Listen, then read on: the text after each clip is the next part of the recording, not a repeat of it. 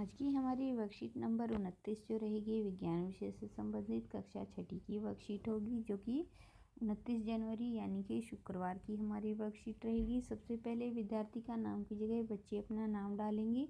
कक्षाध्यापक के नाम की जगह वो अपनी कक्षाध्यापक या कक्षाध्यापिका का नाम जो है वो डालेंगे। इससे पहले हमने विज्ञान विषय के अंतर्गत हमारी वर्कशीट की थी, जिसमें हमने सजीव और निर्जीव जीवों के बारे में पढ़ा था और साथ ही साथ उनके परिवेश के बारे में हमने पढ़ा था। और हमने जाना था कि सजीव पदार्थ कौन कौन से होते हैं और उनके रहने के स्थान जो है वो कौन कौन से होते हैं।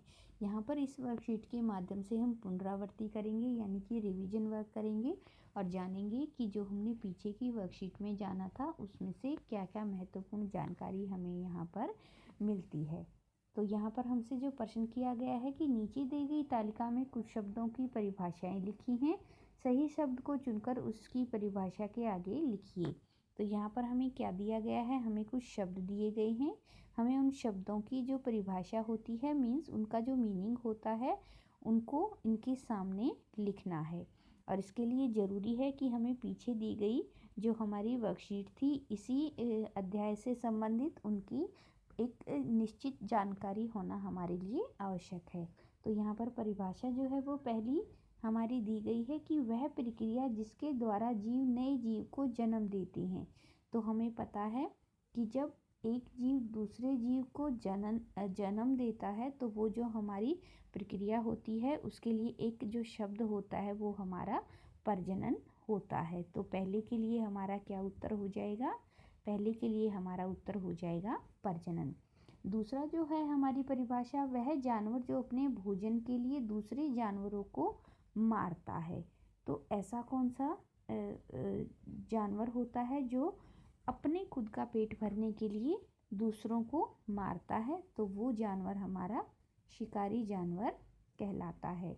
तीसरा है वह परिवेश जिसमें जीव रहते हैं। तो हमें पता है जिस परिवेश में जीव रहते हैं वो उनका आवास कहलाता है।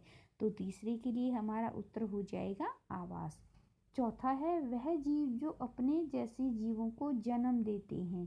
तो जो अपने जैसे जीवों को जन्म देते हैं वो होते हैं स्तनधारी, जिसमें मनुष्य आती हैं, गायें आती हैं, भैंस आती है और कुछ और जानवर आते हैं जिनके बच्चे जो होते हैं वो बिल्कुल उन्हीं के जैसे होते हैं। पांचवा जो है वह जानवर जो दूसरे जानवर द्वारा भोजन के लिए मारा जाता है। तो ऐसे जानवरों को हम शिकार बोलते हैं, क्योंकि दूसरे जानवर अपना पेट भरने के लिए इनका शिकार जो है वो करते हैं। छठी हमें यहाँ पर परिभाषा दी गई है कि वह विशिष्ट संरचना अथवा स्वभाव की उपस्थिति जिसके कारण पौधे अथवा जंतु उस परिवेश में रहने के योग्य बनते हैं। तो ये हमारी परिस्थिति होती है अनुकूलन की, कि जब आवास में अनुकूलन होता है तभी कोई जीव जंतु या फिर पौधे वहाँ पर उगते हैं या फिर जिंदा रह सकते हैं। और अंत में हमारे पास बचती है परिभाषा कि वह प्रक्रिया जिसके द्वारा सभी जीव जंतु अपने शरीर से पैदा होने वाले अवांछनीय पदार्थ को शरीर से बाहर निकाल देते हैं। और ये हमारी जो परिभाषा के लिए उचित शब्द रहेगा वो रहेगा उत्सर्जन, क्योंकि उत्सर्जन एक ऐसी प्रक्रिया है जिसके द्वारा सभी जीव जंतु अपने शरीर के अपशिष्ट पदार्थों को बाहर निकालते हैं। अब हम चलते हैं आगे की तरफ कि आगे हमें कौन सी एक्सरसाइज दी गई है। उद्दीपन, सभी जीव अचानक हुए परिवर्तन पर अनुक्रिया करते हैं। वातावरण में होने वाले इन परिवर्तनों को उद्दीपन कहते हैं। अब प्रश्न है कि सभी जीव जंतु परिवर्तन के प्रति अनुक्रिया करते हैं। अपने दैनिक जीवन से उदाहरण देकर समझाइए। कि आपको दिखाना है कि इसमें आप बोल सकते हैं कि रोशनी पड़ने पर अचानक क्या होता है, आपकी आँखें जो होती हैं वो बंद हो जाती हैं। रोशनी पड़ने पर